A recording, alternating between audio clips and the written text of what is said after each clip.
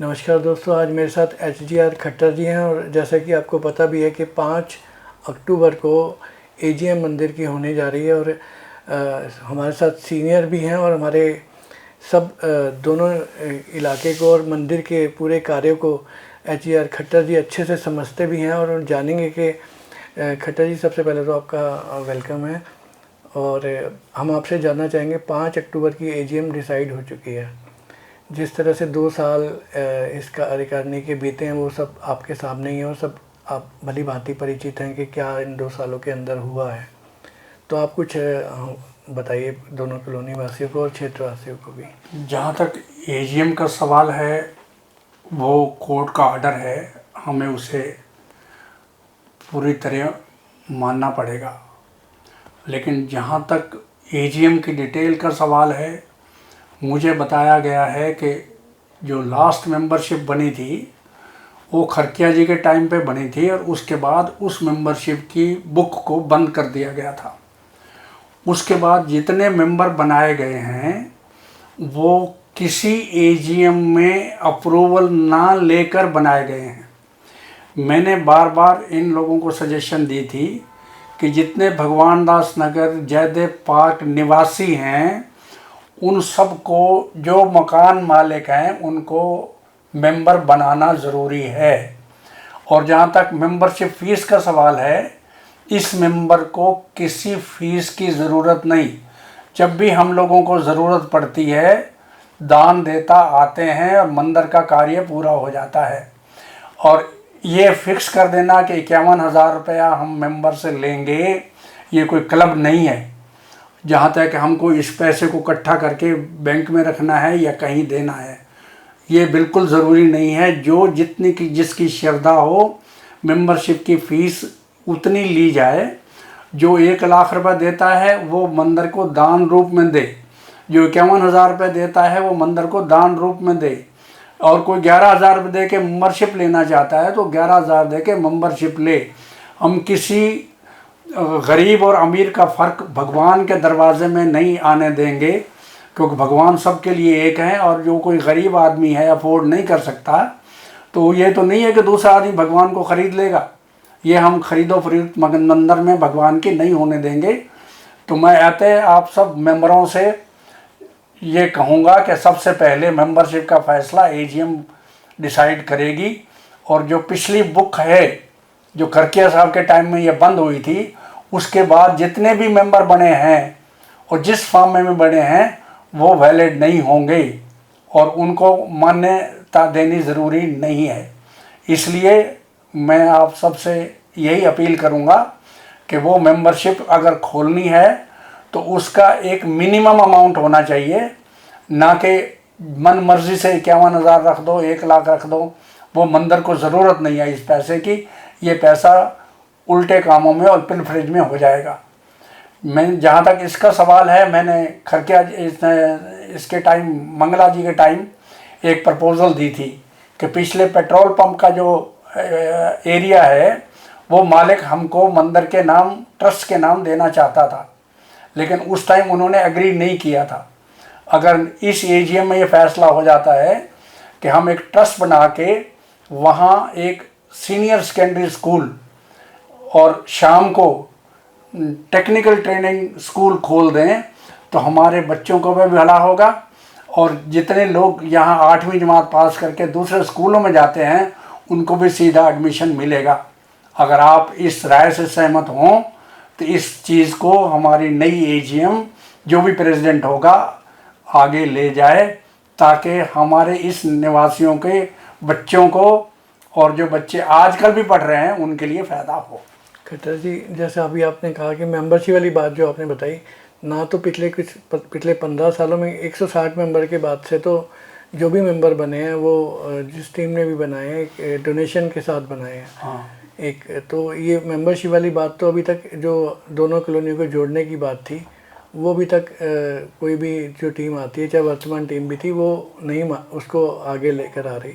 2 अलग अलग चीज़ें हैं। मंदिर को मन की भाव से डोनेशन देना या मंदिर को दान देना, वो मंदिर की मेंबरशिप से नहीं जोड़ा जा सकता। अगर किसी के पास भगवान की श्रद्धा है, वो 5 लाख देना चाहता है, 10 लाख देना चाहता है, वो मंदिर को दे, वो भगवान के कामों में काम आएगा। लेकिन उसके लिए कोई कंडीशन नहीं होनी चाहिए कि आप 10 लाख दे दो हम मेंबरशिप आपको दे देंगे, 5 लाख दे दो हम मेंबरशिप दे देंगे। ये मेंबरशिप को भगवान को खरीदने की चीज़ है। भगवान खरीदो फरोख्त में नहीं है। उसने अपने आप को हमारे ऊपर रखा हुआ है। जो भी हमको वो देता है वो अपनी मन मर्जी से देता है, तो हम उसको अगर खरीदने लगे जो हमको देता है, तो ये समाज के लिए और हमारे इस मंदिर के लिए ठीक नहीं होगा। 2 साल बीत गए हैं, अब एजीएम आ गई है, फिर इस बार इलेक्शन या नई टीम को चुनने का समय भी आ चुका है। इसी एजीएम में अब डिसाइड होगा नेक्स्ट जनरल बॉडी मीटिंग जिसमें इलेक्शन होगा। हमारे हिसाब से आज तक इस मंदिर में कभी कोई इलेक्शन हुआ ही नहीं था, सिवाय पिछले इलेक्शन के।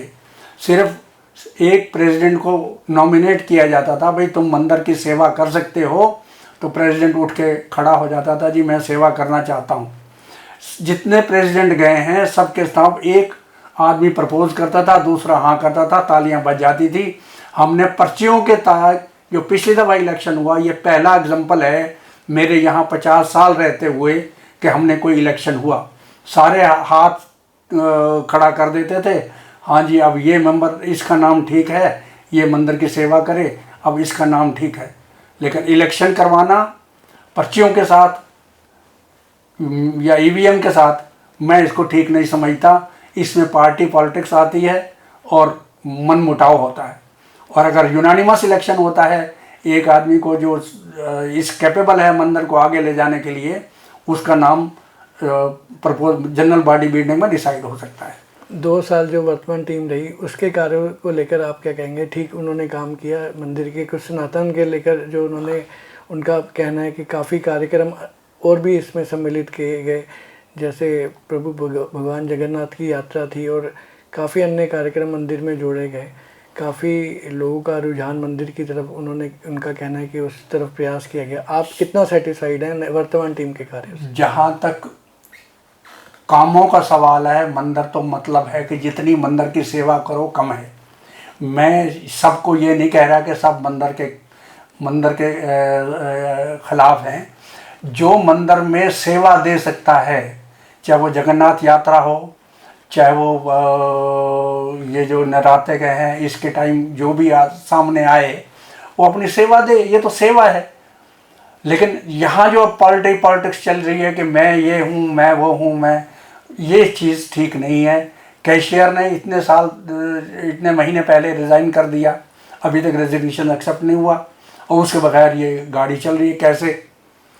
तो ऐसे है कि हम लोगों को सेक्रेटरी की और प्रेसिडेंट की आपस में नहीं बनती, उनके अपने में ख्याल नहीं मिलते हैं, इसलिए हमको तो कचहरी जाना पड़ा। क्यों? कि जब हम आपस में मिल के बैठेंगे, एक आदमी को इलेक्ट करेंगे बगैर अपोजिशन के, तो हम सबको उसको मानेंगे ना, वो प्रेसिडेंट है। अगर यहाँ इलेक्शन करवाएंगे, पार्टी में लाएंगे, मैं इस पार्टी का हूँ, मैं इस फिरके का हूँ, तो उस फिरके का है, ये चीज़ें मंदिर में आनी गलत हैं, हमारे समाज के लिए भी और हिंदू धर्म के लिए और पर्टिकुलरली सनातन धर्म के लिए भी। तो आपके कहने से तो ऐसा लग रहा है कि जैसे आप मंदिर के कार्यों को तो, सेवा को तो आप उनको तवज्जो दे रहे हैं, लेकिन जिस तरह का विवाद चल रहा है उससे आप खुश नज़र नहीं आ रहे हैं। नहीं, मैं उससे जिस तरह का एटमॉस्फेयर मंदिर में क्रिएट किया गया है, मैं इसमें सहमत नहीं हूँ और ऐसा होना भी नहीं चाहिए, आने वाले कल के लिए भी नहीं होना चाहिए। और ख़ासकर एजीएम के लिए बाकी मेंबर्स को आप क्या संदेश देना चाहेंगे, किस तरह से वो? मैं सभी मेंबर्स को यही कहूँगा कि अब एजीएम होने वाली है।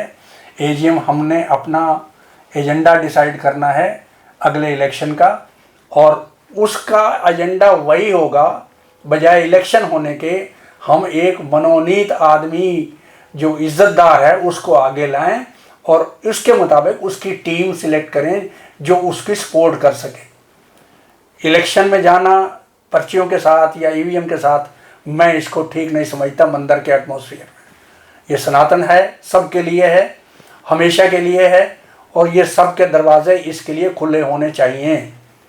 ये हमारे इंडिविजुअल ग्रुप्स के जो है ना, वो मंदिर के परिसर में नहीं होना चाहिए। खट्टर जी के बोल थोड़े कड़वे हो सकते हैं, लेकिन वो सीखने के लिए काफ़ी कुछ है। मंदिर की जो भी सभा या आने वाले मेंबर आगे सेवा करना चाहते हैं, और वर्तमान टीम के लिए भी खट्टर जी का मैसेज जो है बहुत ही उपयोगी है। और जो जो उन्होंने कहा है उनको एजीएम में उन बातों का ध्यान रखें, और आने वाले समय में अपनी जो भी अगर कमियां हैं उनको, जैसा खट्टर जी कह रहे हैं, उनको आयाम दें।